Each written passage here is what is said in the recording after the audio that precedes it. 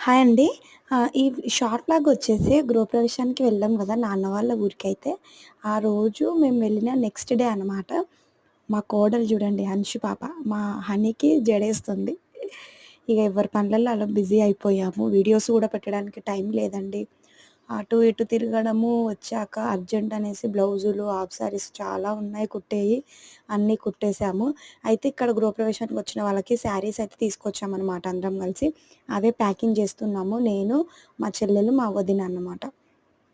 ముగ్గురం కూర్చొని ప్యాకింగ్ చేసేసి పసుపు, కుంకుమ, పసుపు బొట్టు వేస్తారు కదా! అవి అనమాట. అలా శారీలు ప్యాకింగ్ చేసేసి పక్కకు పెట్టేసాము.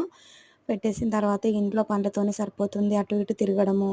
అంటే మాకు పక్కకి మా అన్న వాళ్ళ ఇల్లుందనమాట. సో, వాళ్ళకి చెట్లయితే చాలా ఉన్నాయి.